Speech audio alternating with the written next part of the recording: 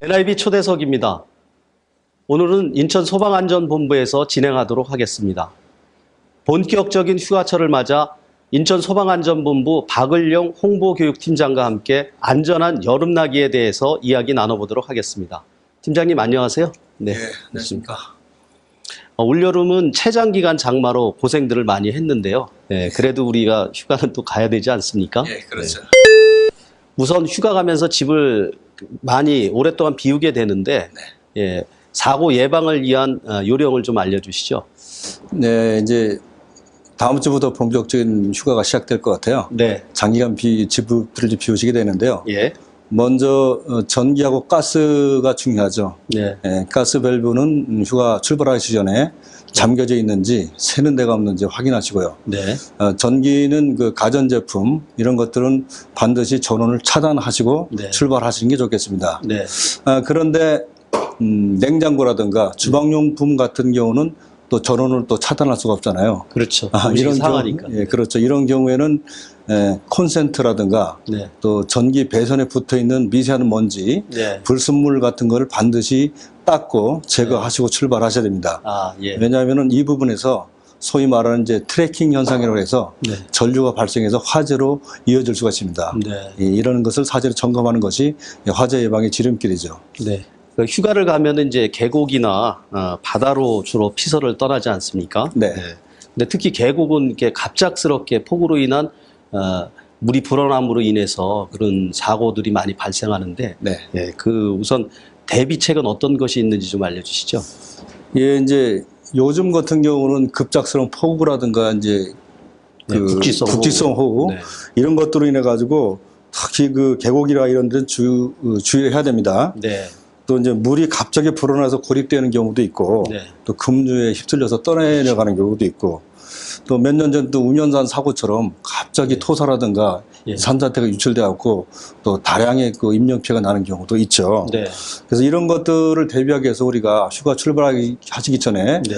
그 지역에 대한 그 정보라든가 또 기상 정보라든가 이런 것 갖다 면밀히 파악을 하고 휴가를 계획하신 것도 좋겠고요. 만약에 집중호우를 만나서 산에서 고립되는 경우는 네.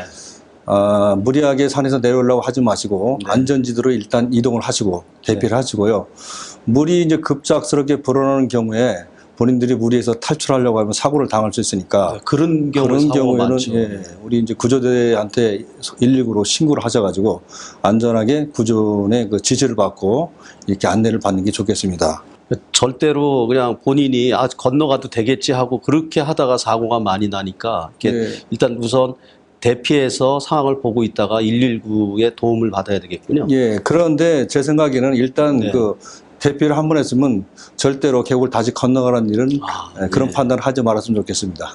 이 밖에도 이제 안전사고 또 많이 발생하는 데가 바닷가 아닙니까? 네, 예. 네. 그래서 그 물놀이 안전 수칙에 대해서 설명해 주시고요. 또 물에 빠진 사람을 우리가 구할 경우도 있는데 그 경우에 응급 대처 방법과 또 그것으로 인한 인공호흡법을 네, 네. 좀 설명해 주시죠.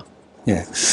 바닷가라든가 물놀이를 가시기 전에는 미리 이제 사전에 우리 119나 네. 소방기관 또 구청, 경찰서 네. 이런 그 안전기관의 어떤 전화번호라든가 연락처를 사전에 반드시 파악하시고요. 네. 또 가서 이제 물놀이 수상안전요원들이라든가 어떤 응급센터라든가 이런 위치를 사전에 그 파악을 해두면은 만약에 문제가 발생되었을 때 참 도움을 받는 그런 지름길인 것 같습니다. 네.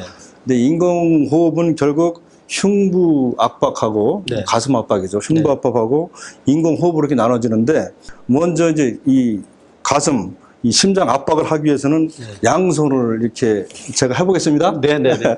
이렇게 감싸주고 이 손을 가지고 요 구조자 가슴 중앙에 댑니다.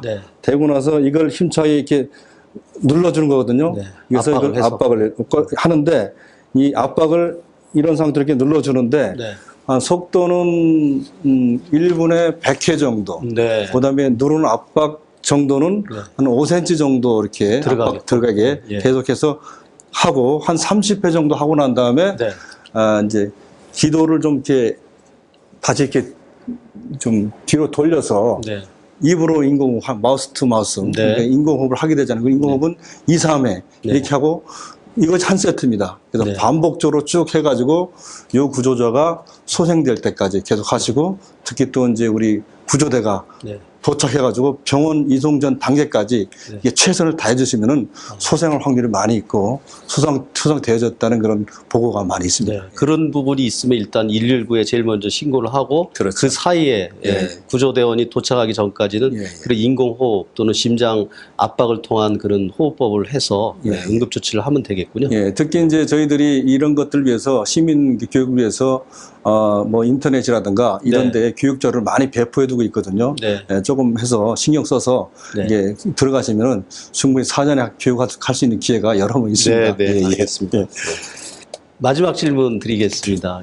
그 요즘 이상 고온 현상으로 해파리가 많이 출몰을 하고 있잖아요. 그리고 또 그 해파리에 쏘이면 심할 경우 이제 사망도 하게 되는데 우리가 그 해파리에 쏘였을 때 응급조치 요령에 대해서 설명해 주시죠. 네네. 근데 대부분 해파리는 사실 큰 위험이 없거든요. 아, 그렇습니까? 없는데 이제 지난번에 그 독성 해파리가 한번 보도가 되는 바람에 시민들이 많이 염려를 하고 있습니다. 근데 이제 해파리에 쏘였을 때는 즉시 물 밖으로 나와서 안전요령에 알리고 응급처치를 좀 하시고요. 쏘인 부위는 이게 반드시 바닷물로 이렇게 씻어내야 된다고 그래요. 바닷물이요? 그것을 뭐 생수라든가 수돗물이라든가 알코올로 이렇게 세척을 해서는 안 된다고 합니다. 그래서 반드시 바닷물로 하고, 또 쏘인 부분을 갖다 이게 막 심하게 문지르거나 붕대로 압박은 하지 말아야 된다고 합니다. 근데 이제 해파리를 쏘고 나면 촉수를 말하면 소위 침이거든요. 침이 이게 박히는 경우가 있는데 그럴 때는 저희가 벌에 쏘였을 때 이 침을 제거하는 것처럼 우리 그 신용카드라든가 플라스틱 얇은 것들 이렇게 살갗을 밀어서 이제 이게 촉수를 침을 제거를 해야 되고, 해파리에 이제 쏘인 부분이 계속 통증이 오거나 심하게 또 뭐 열이 있거나 오한이 오거나 뭐 어지럼증이 있다든가 이렇게 지속될 경우는 이것이 간혹 우리가 한간에 얘기하는 독성 해파리에 또 쏘였을 그런 가능성도 배제할 수가 없잖아요. 그럴 때는 신속하게 저희 119로 신고하셔서 병원에서 응급처치를 받는 것이 현명한 판단이라고 봅니다. 오늘 말씀 감사합니다. 감사합니다.